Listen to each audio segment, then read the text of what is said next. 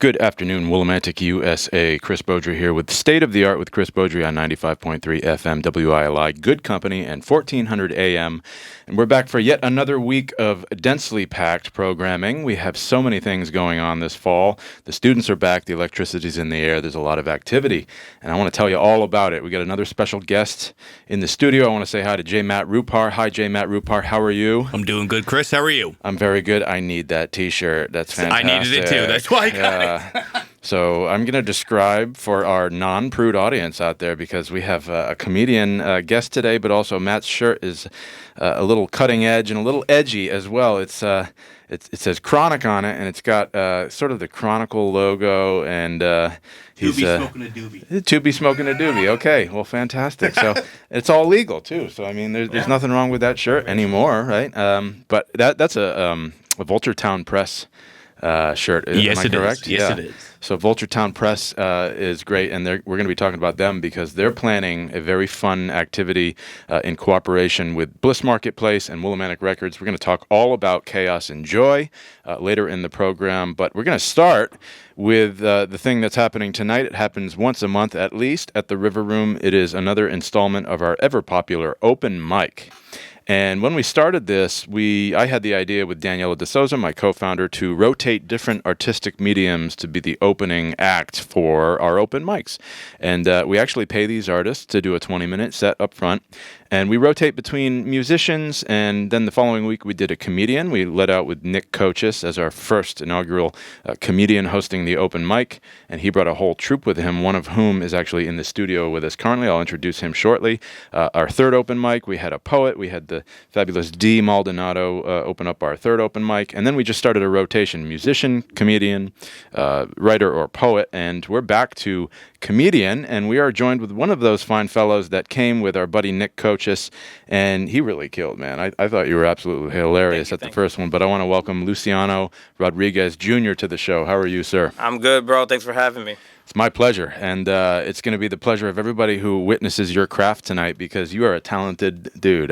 Thank you. I hear, and I'm not trying to disparage any other comedians, because to just get up there and do the thing takes a tremendous amount of courage and a tremendous amount of just being in the moment, because especially when it comes to crowd work, you never know what you're going to get, right? Yeah, not at all. I mean, with all due respect to the people who do crowd work, I try to avoid crowd work for that reason. I like to be very structured with my stuff. The people are very unpredictable sometimes. People are very unpredictable. I just heard a comedian talking about why he doesn't do so much crowd work, and he said, it's kind of unfair because I'm the guy with the microphone, and you're out there in the audience, and to do crowd work, it's kind of like a cop out, because you can pick on someone super easily. Mm-hmm. So it's like the guy used an example of picking a couple, a dating couple or a married couple out in the audience and asking them how long you been together, and then it takes some time to think about that stuff. But the comedian usually jumps in and says, "Oh, you don't know? Like, oh my God, you've been married for and it's like he said, I have electricity, I have a microphone, crowd works. Exactly, yeah. But also, I hear people like Stavros Halkias or Mark Normand do crowd work, and I'm like, holy cow, these guys, they need it to be part of their act, because they're so quick-witted and funny and bright off the cuff. Exactly. So do you, you must dabble in crowd work a little bit, right? But I've been trying. It's funny because the crowd work scene being how it is now, it's kind of hard to get people to come to shows, I've noticed, because they're like, oh, I don't want to be picked on, I don't want to Right. And I'm like, I'm not, with all due respect, this isn't about you, don't worry about it. But I'm trying my hardest to get into the crowd work, because it's what's hot right now. It is. You know what I mean? Yeah. Especially with TikTok and all that. It's what's hot. Yeah. I think my favorite crowd work tech currently is Stavros Halkias. I mean, he just can get things out of people and take it in any direction, really, and just find punchline after punchline after punchline. I think he's great. Mark Normand, another one with crowd work. Who are your favorites these days? Who are you listening to? Who are you checking out? I don't really listen to new. I'll stick to my old ones. I love my Louis C.K. I like Mark Normand. He's funny. As far as new comics, I try not to listen to a lot of new comedy, because I don't want to be inspired. Yeah. Or I'm trying to keep my stuff really original, so I don't want to. Yeah. Well, material. Is that a double-edged sword? Because you can not listen to comedians and not let their influence impact your writing. But at the same time, doesn't that open you up that you might be writing something that somebody else is currently doing on the scene and you not realize it? No, for sure, and that happens a lot. But Yeah. at least I know that I didn't. You know what I mean? I know that I Right, didn't right, bite from right, somebody. right. So as long as it's pure to me, you know. I just think what happened to Carlos Mencia. That's a big one Like, too, especially being a Hispanic comic. I don't want to be the next Carlos the Mencia, next Carlos you know what I Mencia, mean? because he got raked over the coals. Yeah, for, yeah. What was the joke? I mean, we probably can't say it on air. Maybe, I don't know. What was the? It was a collection of jokes. I actually just watched a video about joke thievery and comedy and how it's so taboo, and that's the number one rule. So I try not to. There's actually times where I'll write like a one-liner, and I'll look it up online to make sure it wasn't like a meme or someone posted it on Reddit. You know what I mean? Make sure, because a one-liner, anyone can say it. It's so general. Yeah. Where do you get your inspiration for the bulk of your writing? Just life is very observational, and a lot of like personal experiences, just how how I grew up and how I view Willimantic and my surroundings and stuff. Yeah. And so you actually just did a performance with a few other comedians at the Inkwell. I did. What was it, Saturday? It was super fun. I had a great time. Yeah. That's a cool little spot. I'm hoping it blows up. I really do. I am too, actually. And we're working with the owners there, the building, Griffin Ryan and Kyle DeSouza. And, we're going to be producing a block party on Riverside Drive, shutting it down on October 4th. But, that aside, I think what they're doing is great there. And I was checking out the pictures from that event, and I was going to try to make it out, but the weather was just so crappy. No, and, I think of course there was a tornado tornado rolling around. In Massachusetts, I think, one touchdown. But, I was looking at the photos, and they have like kind of an iconic-looking stage going right there with the clock, with the Willimantic sign. We won't go into where they got that. Who knows?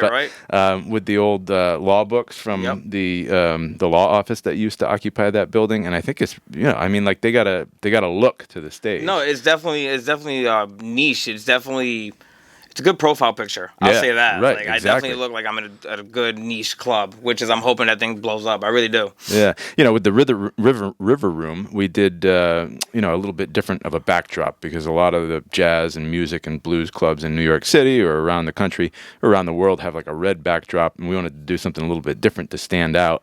So we did blue. We did like a slate blue, and I think the boys are kind of doing something similar at their Main Street address there, the Inkwell they call it, right? Yep. And they've done quite a few comedy shows already there. Yeah, and they have another one coming up on the 20th at the Variety Show. I'm not on it, but Nick Coaches is on it. Pat McKentry is going to be awesome. I think they were telling me about that. So what's the difference between a comedy, like a straight comedy set, and a variety show? Explain that. A variety show is almost like Whose Line Is It Anyways? There's like skits and like, characters you got to become. I think they're doing like a news thing. I'm not trying to give too much information about what they're doing, but like I view it more like Whose Line Is It Anyway? Whereas comedy is just one dude, one mic, whatever he wrote. Right.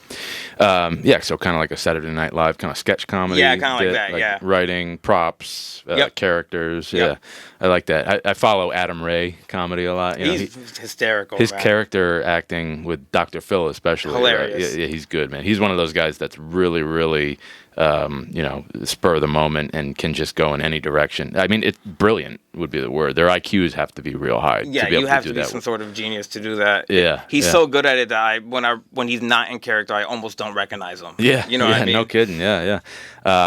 And I've been checking out, whether you like him or hate him. I mean, he's had some controversial, but what comedian isn't controversial? But Tony Hinchcliffe and Kill Tony. I do a lot of discovery of new upcomers, with his show Kill Tony. Yeah, that whole show's taking over the whole comedy scene. It really is. It is, yeah. I mean, they just did MSG, Madison Square Garden. I'm yet to see that. That's on Netflix. But one guy I've been following is Timmy Stifler. Timmy No Breaks. Yeah. And so it's like the stark contrast between, the content, the writing, and the delivery. Yep. Like some comedians are all content and maybe deadpan delivery. Some comedians are, all delivery and maybe no, depth to their content. Timmy No Breaks is on the side of the delivery, right? He's kind of like an Andrew Dice Clay type character. Yep. He's the stereotypical Italian New Yorker kind of deal with the leather coat from Jersey. He said, Jersey, yeah. But yeah, he's all delivery. Like, where do you see yourself? Like a mix of the delivery and the content, or do you lean more towards delivery? Or so it's funny because I have a comic friend, Jake Maffio, and he's very physical with his comedy. He's running around, he's doing all these hand gestures, and I'm the exact opposite. Yeah. I stay very tight to my space. I don't move around a lot. Yeah. I just say. It's boring, honestly, but like I talk, I just say what I'm stuttering right now. My apologies, but like No worries. it's just what I write. That's all I'm gonna say. Pretty much. I'm not very Jim Carrey like. I'm not very, Right. Jim Carrey, my God, he's double jointed. That's a big component of his act, right? Yeah, for sure. I'm motivated by like Mitch Hedberg. I love Mitch Hedberg. Hedberg, right? Yeah. Very deadpan, one-liners. Yeah. Very. He what was it? People say he didn't say funny things. He said things funny. Yeah. You know what I mean? That's and right. that's kind of how I want to be. Where I could say what we're saying at the water cooler, but make it funnier. Right. I think about like an escalator can never break down; it can just become stairs. Yeah, like you can say it like that, or you can say it like an escalator can never break down; it can just become stairs. Yeah, and like the way he delivered it, it's so simplistic. Yeah, it's just an observation. Exactly. Yeah, I feel like that's the best kind of comedy because like you don't got to force it. It comes to you. You just walk around the mall, you see a dead escalator, and you're like. And it just pops in your head. What would you say like your biggest kill session? And when we say kill, we mean like the audience is in stitches and laughing. What content of your own have you found resonates most with your audiences? A lot of my like racial jokes, a lot of my observations on being Puerto Rican. And you can say those. And I can say that because I'm Puerto Rican. Yeah, I can say it with less controversy because I'm Puerto Rican. Less controversy. You can say anything, right? You can say whatever you want. You may not be received. Yeah, well, people might get upset. Yeah, right. But those seem to hit a lot harder. I don't know why, but I don't. I like it. Yeah. There's a whole thing with Mark Maron, the comedian. Yep. So I follow him a lot. He's one of those more heady comedians, right? Yep. He's kind of like a George Carlin. George has he punches up as well. But I think that was what kind of resonated with me about Mark Maron. He was saying, comedians need to punch up, right? It's easy to punch down. It's easy to punch at marginalized groups, but there's difficulty in punching up. And you mentioned the racial jokes. To punch down like that, kind of crappy, but to punch up, like George Carlin, prime example of that, right? He was like literally always commentating on society at large and like world superpowers and politics and all that. How do you feel about that whole thing? I mean, I feel like I'm not a big fan of the punching down. I feel like it's a little easier, you know what I mean? But I also feel like it's a lot braver in a weird way because like it's not the social norm. You're going to get critiqued. People are going to try to drag you to the streets and you're still sticking by your guns. So I respect that craft 100%. I personally can't do it. I like punching myself. You're right, yeah. I love self-deprecating. Yeah, I love that. I have so many jokes about myself. I can give you 10 minutes just joking about me without insulting anybody. Yeah. I mean, like the bottom line is it's comedy, and as long as you don't. I don't. This is just my personal take. As long as you don't hone in on a marginalized group and just keep punching them, and you self-deprecation, and you just show that everybody's fair game. Everybody can get it. Yep. South Park. They show that everybody's fair exactly. game. Matt and Trey. Exactly. Yep. And I think just making it known.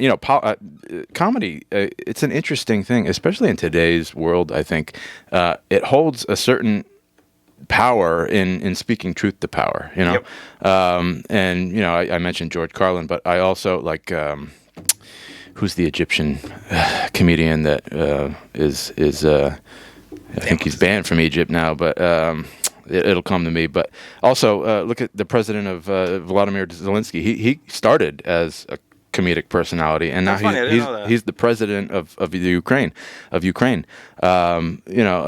Comedians nowadays, and look at like the faux news programs like this Colbert Report and the Daily Show.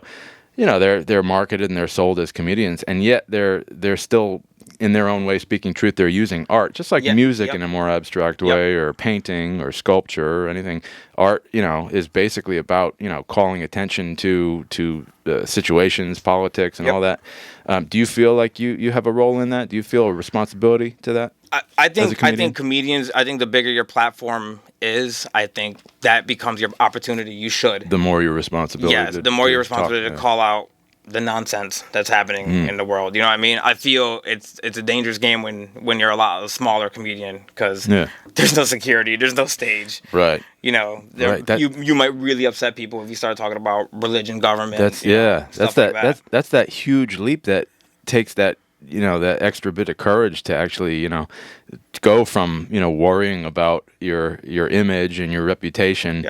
To actually making it so that you can sustain yourself in a capitalist society with comedy, I mean, like, how for every one, famous Netflix comedian, how many do you think are out there doing the thing, at nightclubs and at bars and at open mics? I mean, countless, right? It has to be countless. I've been doing this for only 1 year, and I've met 1 year, hundreds. Wow. Yeah, like I've met so many people. So. Yeah. What made you start a year ago? What's her name? Christina was doing a show for the Whitewater Rafting Project. Christina Locke? Yes, Christina Locke, yes. Yeah. And she called me up. She knows that I was funny, and she hit me up, and I knew if I said no, I was going to regret it. Like, I knew it. Because this is something I've always wanted to do my whole life. Jumping at the opportunity. I love it. Yeah, if I said no in my 30s, I'll say no for the rest of my life. Right. You know what I mean? Yeah. So I hopped on, and here we are. Wow. So, you got into it. What were the first steps you took to enter the scene? Meeting local comics and finding mics, finding spots where I could practice, where I can grab. What are your regular spots? I know Nick hosts maybe not a comedy specific open mic, but every other Wednesday or every Wednesday at Toyo in Colchester. Yep. Does like the Hartford Funny Bone? Do they have comic open mics, or do they just do ticketed shows? I'm gonna assume they do. That's the one in Manchester, correct? Yeah. Yeah. I think they just do ticketed shows. I don't think they do mics. But the Elbow Room in West Hartford. There's the Toyo one we talked about. I go to Massachusetts a lot. Oh yeah. For mics, the game in Eastern Connecticut's kind of weak. How many do you try to do a month? I try to do 3 a week. 3 open mics a week? Yeah. Wow. So how like. Maybe there's not a set time that you dedicate towards working new material, but like when you have new material, you go right into it, and then depending on how it works, do you continue to edit it or hone it, or do you just forget it, scrap it, or keep going with it? Like, what's your process for these open mics? What are you trying to get out of them? So I have a lot of old stuff because I've been writing for years. I just never went and did so you've been writing for years, but performing for 1 year. Gotcha. Yeah. Okay. I just never had the gall to go do it or whatever. Yeah. If I think it's gonna hit eventually, I'll keep working on it. There's some that just don't. There's some that are just funny to you. Yeah. And that's you had to be there. And it's a bummer. And you try with different crowds with different deliveries, and it just doesn't work. And then it just goes to the comedy graveyard. Yeah. Every comic has their graveyard of jokes that just don't work, even though you thought they were really gonna work. That's got to really make you feel like you gotta have thick skin, right? Because you may find something hysterical. Is absolutely hysterical, but nobody else sees it the way you see it, and you can't force somebody. Maybe they don't have the same experience in life. Exactly. They don't have the filter to be able to process you're funny. Exactly. Yeah. And it's the silence that kills you. I'd rather you boo me. Yeah. I'd rather you be Feedback. I don't. Yeah. If you're just staring at me in silence, that's a rough one. That hits a little harder. Yeah. I think, we haven't even told people why you're here, Luciano. So tonight is our 5th installment. I did. I let in with that, didn't I? A little bit. About the open mic. Anyway, it's happening tonight, folks. Today is Tuesday, September 9th. If you're listening, the River Room is holding its 5th open mic, and doors and sign-up start at 6:30. The show starts at 7 o'clock, and we're leading with our friend here, Luciano Rodriguez Jr. is going to be doing a stand-up set, about 20 minutes to open us up with the open mic. Man, tonight is going to be slammed. Yeah, I've had people hitting me up, sending me messages. I'm worried because I think I might have to be a bouncer because we have a fire capacity of 75, and I've had people call and say, do you have a drum set? Is there a mic for comedy? I said, of course. There's a full band coming right at 6:30 to sign up, and I think it's going to be packed. That's awesome. Today. That's awesome. So, and Eastern's back too. So I don't even know. I don't have a feeler out for what to expect from Eastern, but so look for a good crowd. Super excited for that. I'll try to warm them up. I'm not exactly a comedian hype man, Nah, it's cool, man. I've noticed in the shows I get booked on, I'm usually the opener. Yeah. So. Okay. All right. So you're used to it. I'll warm it up. I got it. That's an interesting dynamic for comedians too. There's the famous I forgot what show it was, but Bill Burr came on after a few comedians that totally bombed. It was some kind of arena somewhere. The Philly event? Was it the Philly event? And then for like 2 hours or whatever, how long it was, he just trashed Philly. Yep. In the most eloquent, comedic way possible. Yep. And it was funny. And he was like totally attacking the audience, but he actually turned them.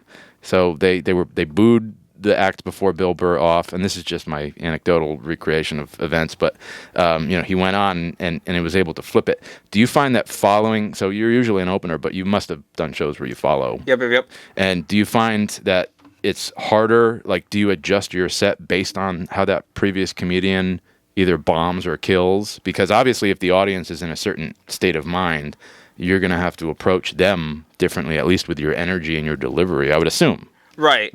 Maybe not. It depends. If the comic before me kills and does awesome, yeah, I got a little bit more pressure. Yeah, you know what right. I mean? Because you got to keep it up. Because the energy's so high now. Yeah, You know what I mean? right. And you got to keep going. You know, if the comedian before me doesn't do so well, I find it easier, kind of, to be like, all right, that didn't work. It's almost like a concert. You didn't like the opener. That's fine. Yeah. We'll go to the next band. I've seen many openers bomb. Yeah, and in musical concerts. Yeah, Yep, let and alone that's comedy. fine. And we just move on to the next scene or whatever. Yeah. I like it. Yeah. Also, I was watching Mark Norman videos the other night, and there was one compilation of his best moments, and he was talking maybe on the Rogan podcast or something about a bomb fest that he had at the Hartford Funny Bone, and then they showed clips. I don't know if it was from the Hartford Funny Bone, but it was like the roughest thing.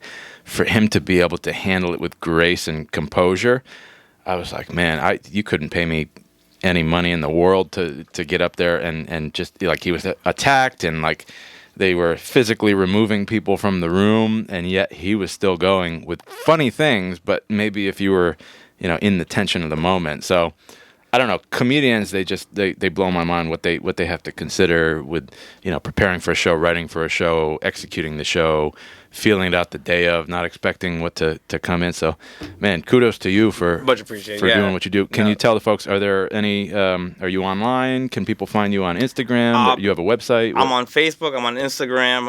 What are your handles? On Facebook, I'm just Luciano Rodriguez Jr. Just find me there. And on Instagram, it's LUCIDGAF. We'll keep the letters as letters. And yeah, you can find me there. I'm mostly on Facebook. I gotta start working. Social media is huge in this game, and I gotta be a part of that. Yeah. I mean, it's literally the brand aware. Like comedians will cut up a half an hour set to make 80 pieces of content with different jokes, different lengths and everything. And, you have to be your own marketer now. I mean, musicians, comedians. Everyone keeps telling me to put clips online, and the more clips online I put, the less you want to come to a live show, I feel like. You know what I mean? I already gave you my set. Yeah, right. Come on out. Right. Take the gamble. Right. How was the crowd on Saturday at awesome. Inkwell? Yeah? It's awesome, dude. Nice. Yeah. The Willimantic people are great people to perform for. I really think so. That's awesome. So you told us about your internet handles. What upcoming shows after tonight's open mic at the River Room do you have coming up in the next month or so, would you say? All right, I got 5 shows coming up. I got this Friday, I'll be at the Preston VFW at 7 o'clock, 8 o'clock. Tickets are $5. Come check that out. Saturday, I'll be in the Montville American Legion. It's going to be a comedy/karaoke thing with a dinner. Tickets are $25. Nice. The 18th, I think I'm going to be at Comics Roadhouse. It's a bringer show. I got to bring 4 people. So come along. Wait, Tickets are $10. Explain that. What? So some clubs are bringer events. You got to bring 4 people or they won't put you on stage. I'm just learning this myself. Wow. So That's interesting. that is very interesting. It puts a little bit more pressure on me because I really gotta go out there and like almost beg, like, Yeah. please, like, Yeah. like. So that's the 18th at Comics Roadhouse. This is my third time there. It's so much fun. I always That's end the up one in bringing. Mohegan Sun. Yes. Right. I always bring enough people. It's a great stage. I love it. So they do have an open. That's like a open mic with a contingency clause, like a prerequisite. Kind of, because this is a show put on by John Butera. He reached out to me. He's like, I'm putting on a show. I need a comic. But the requirements for the club are you got to bring 4 people. Wow. Yeah, I don't. Whatever. That's Super big business. interesting. Yeah. We had Jim Spinato. He's a comedian magician. I don't know if you've seen his act, but he plays there at Comics Roadhouse 4 times a week. And it's more like, on the comedy, the magic side of things. His comedy, it's cool, but it definitely plays into the magic more. But yeah, I thought that was really cool that we had an artist from there. I'm trying to get more comedy at the River Room, so we'll have to talk about. There's that sweet spot where a small room, 65 seats. Obviously we're not going to get the Aries Spears of the world as much as I would like to. I love, the Mad TV characters, Will Sasso, but we're looking for people that are maybe on the upward, maybe even people that are playing the funny bone. It's tough because that's 120, 140 seat room and they're playing multiple nights so they can, there's the whole budgetary thing behind getting comedians, but we got to talk and Absolutely. and maybe riff some names. But again, folks, my guest is Luciano Rodriguez Jr., comedian local to Willimantic, born and raised. Wyndham High School class of 06, 07, 08. I got held back. one of those years. But he got held back because he was a class clown. Were you? That 100%. Yeah, they loved me there. Oh, because it was natural for you. Like, Yeah, this is a natural. I think actually one of my high school teachers is coming to the show tonight. So All right. it's going to be real fun. One of the ones you gave a hard time to? Oh, for sure. Nice. For All right. So did you write him in your set? I did not. No. I'll leave her alone. Oh, okay. All right. Yeah, you put her through enough pain and, strife yeah, back in your high years. school days. Yeah. So, again, folks, tonight at the River Room, 50 Riverside Drive in Willimantic, Connecticut, we have our 5th installment of Open Mic, and Luciano Rodriguez Jr. is going to be leading us off with an all-original set, obviously, right? It's your own written comedy, yeah. So he's going to be performing at 7 o'clock as our opener. The doors open and the sign-up opens at 6:30. And, it's going to be a crowded night. Come musicians, come poets. We usually have a lot of duo, folk, blues, rock singers. I know tonight we have a blues band in its full entirety coming through. And I had some calls from people asking about our drum set and our piano. So Awesome. I think everything is going to be on the table tonight. There's limited space. We only have 3 hours, so we limit it to about 16 signups so everybody can get about 10 minutes or 2 to 3 songs. Awesome. And, we hope to see you all there. River Room Willie is the website, and that's Willie like the town of Willimantic, Willi. And you can see the Facebook event as well. And Luciano, thank you for being here, Thanks man. for having me. And Appreciate we'll it. see you in about 4 hours at the River Room. So I'll be there. So, folks, hope you can make it tonight. And also, I want to throw it out there before our commercial break that we do have a show this Friday, September 12th. She's from Brazil, and by way of New York City, she is joining us. Denise Reyes and her fine Brazilian jazz trio will be playing the River Room at 8 o'clock this Friday, September 12th. Get your tickets now at riverroomwillie.com. And I'm really excited about this band. It was actually pointed out to me by Daniela, my co-founder, owner of Spiral Arts. She is indeed Brazilian, and found out about this great artist who plays at places like Birdland Music Club in New York City, the historic jazz club. So that's happening this Friday. Hope you can join us for that. Tickets again, riverroomwillie.com. Hey, we're going to take a short commercial break, and when we come back, we're going to talk about some other great events happening in and around the community. And thank you again, Luciano, for being here. Thank you for having me. And we'll be right back. That was a familiar voice. Matt, did you... Never heard him before. There it is again.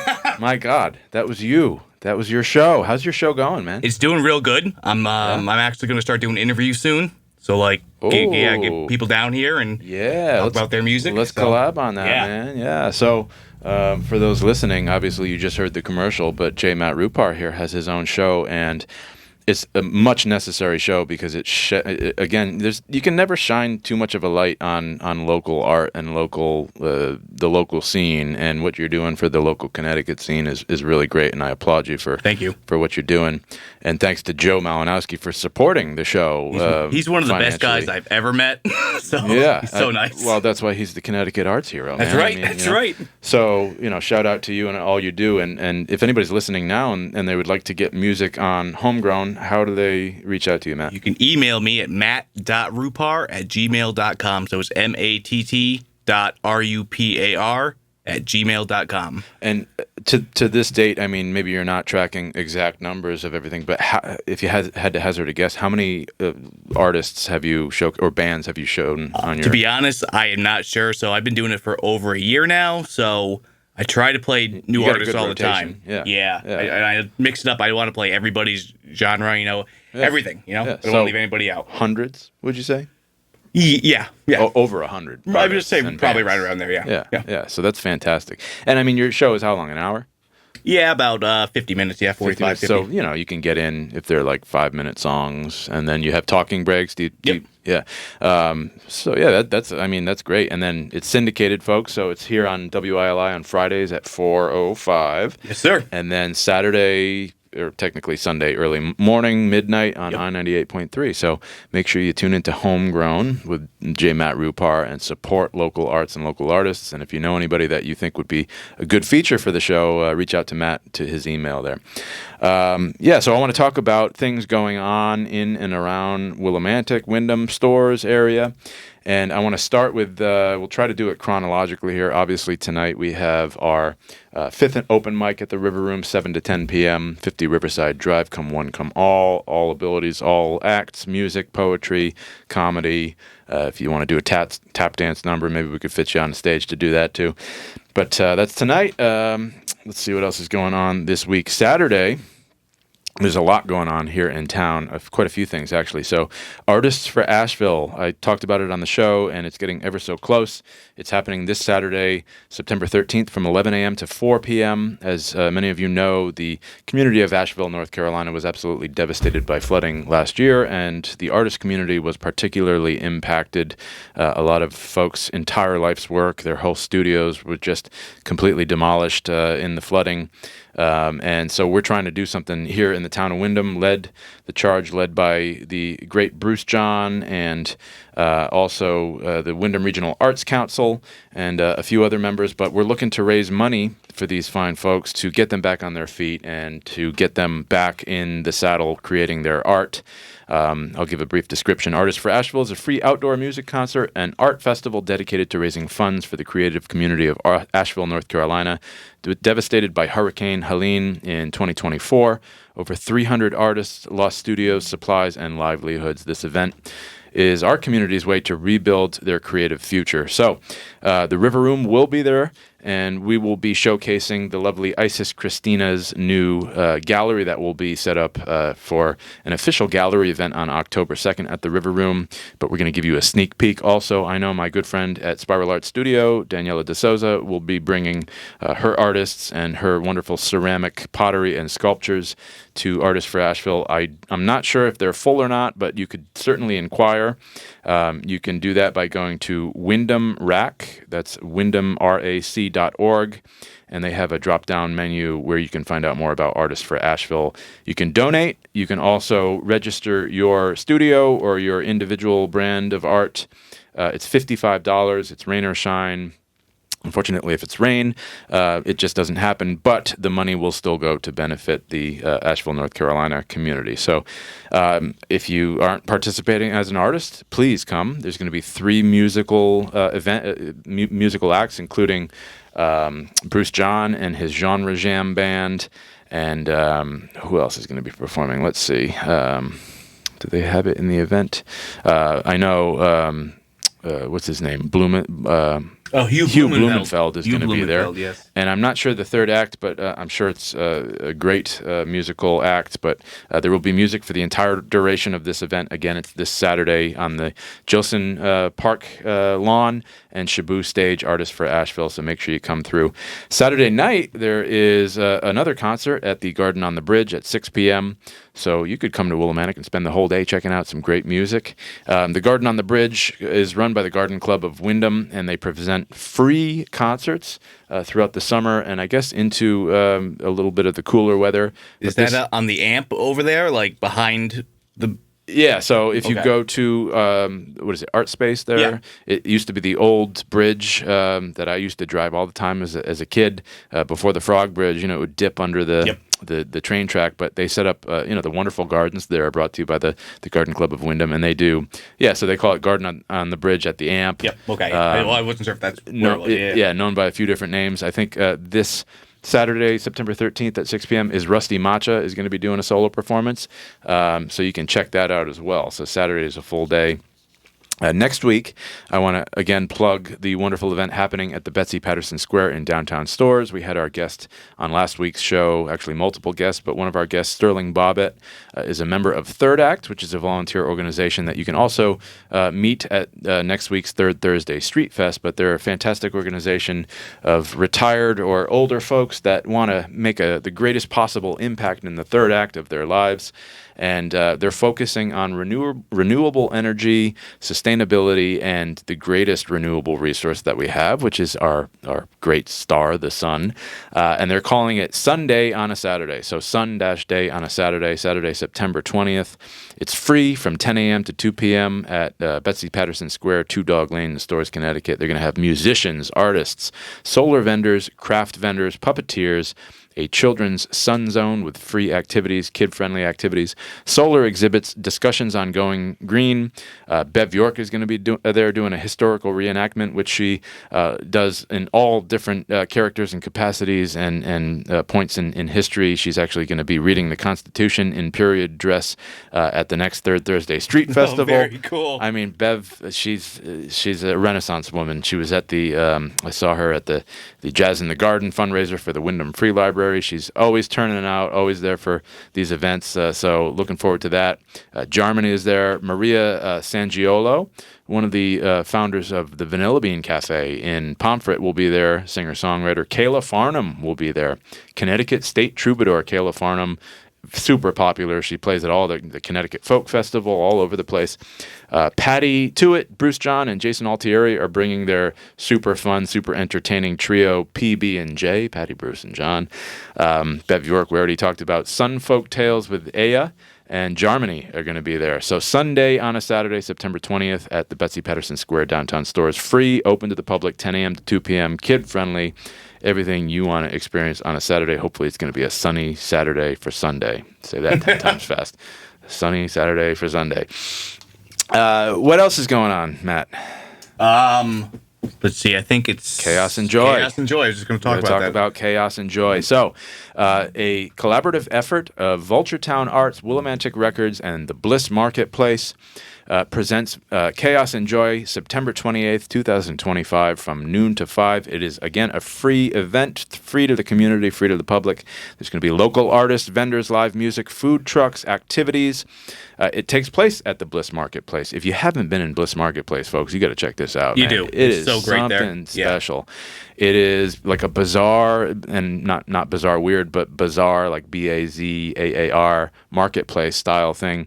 All kinds of different makers, vendors, artists, crafters, jewelry makers. Jenny made these is there. We had Jenny on our show. Oh, cool. Okay. So all these people are selling their wares there, and it's just like everything you can imagine under the sun in terms of like your gift giving needs for the holidays. I'm sure they're out the ears with people looking for holiday gifts around the holiday time. But it's in any time of year, any occasion spot.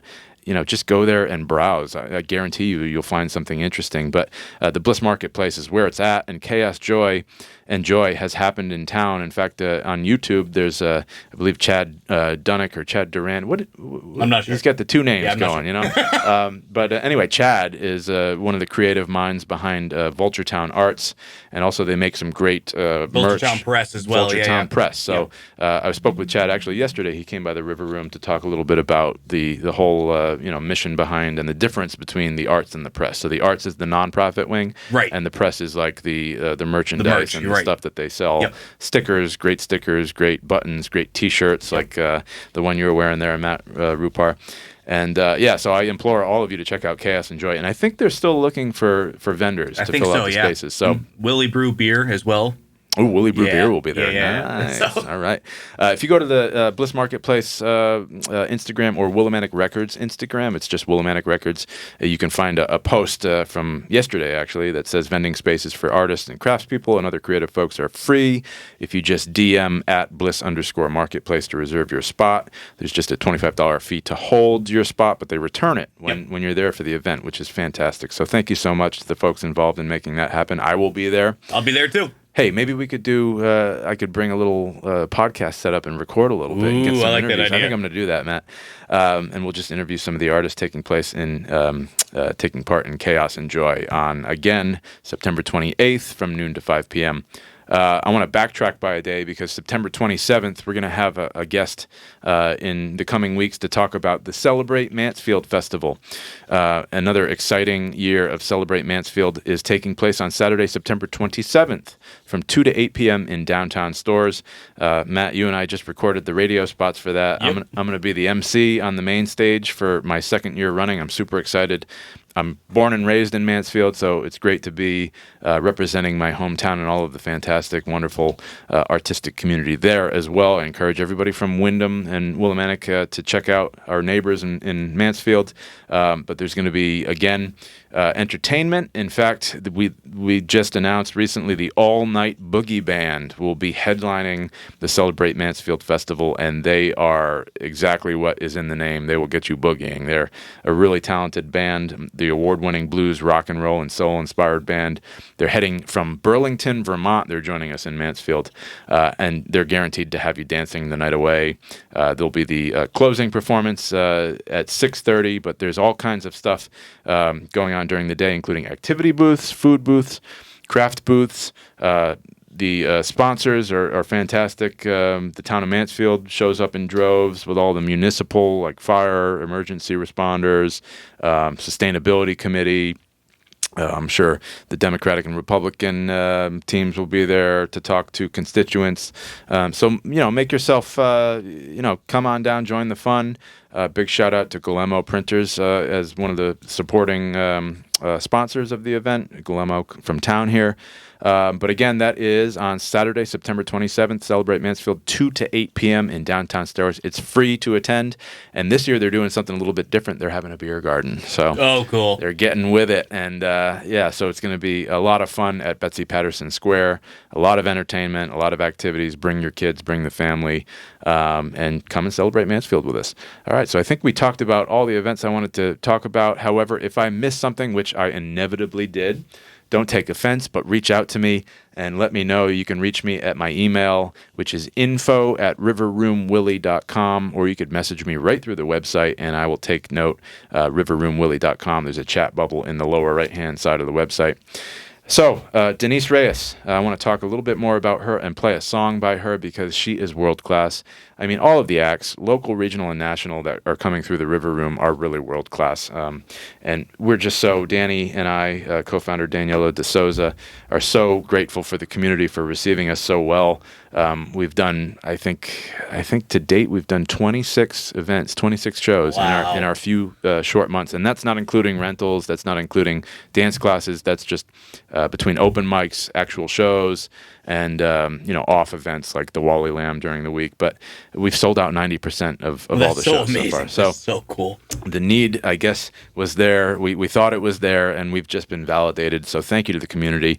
And I want you to continue coming out with this Friday's show. Again, Denise Reyes, she is a fantastically talented Brazilian-born guitarist, singer, and voice trumpeter.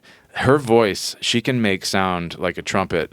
And if you had to do a blindfold test between an actual trumpet and Denise's voice, I, as a musician, have a hard time differentiating. So she's super talented. She's bringing her trio from New York City. We're putting them up in town again. We had a great band last week, Olli Soikeli from Finland by way of New York City, and he absolutely crushed the room with his Django Reinhardt trio. But I hope everybody can make it out this Friday, September 12th. The show's at 8 o'clock, and there are still tickets available at River Room Willie.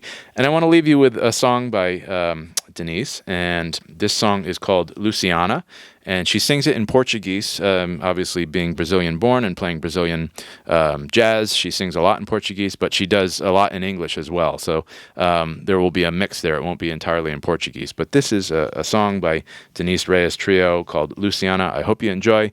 I hope you can be back next week. Next week, we're going to be talking Third Thursday. The final Third Thursday of the season is Thursday, September 18th, so please join us on the show to talk about what's coming to next week's fest.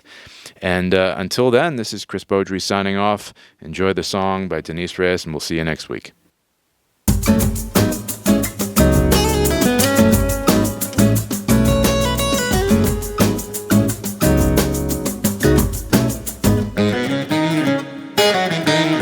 E Luciana vive só de poesia, faz ventania lá no fundo do quintal. Inventa sonhos de amor, inventa rima, faz a casa uma folia, como se fosse carnaval. E Luciana, quando tudo amanhecia, ainda dormia, tinha alma de pardal. E seu varal de roupa leve e colorida tem sonho bordado em nota musical. Luciana, Luciana, Luciana, pegava na saia só pra dançar. Luciana, pegava na saia só pra dançar. Pegava na saia só pra dançar. Luciana, pegava na saia só pra dançar.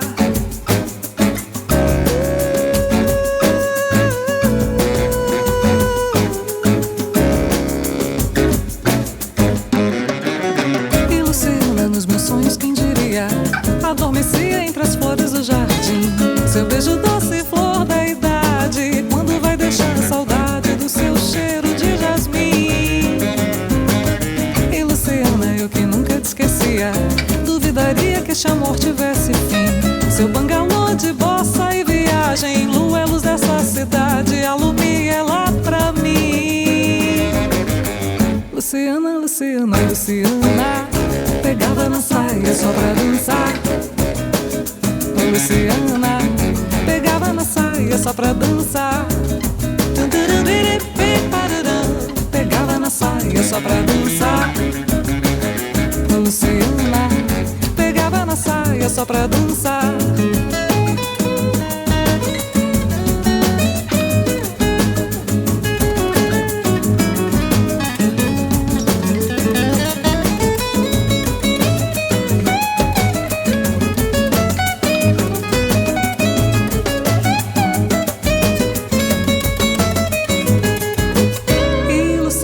Meus sonhos, quem diria, adormecia entre as flores do jardim. Seu beijo doce, flor da idade, quando vai deixar saudade do seu cheiro de jasmim. E Luciana, eu que nunca te esquecia, duvidaria que este amor tivesse fim. Seu bangalô de bossa e viagem, lua é luz dessa cidade, alumia é lá pra mim. Luciana, Luciana, Luciana, pegava na saia só pra dançar. Luciana, pegava na saia só pra dançar. Pegava na saia só pra dançar. Luciana,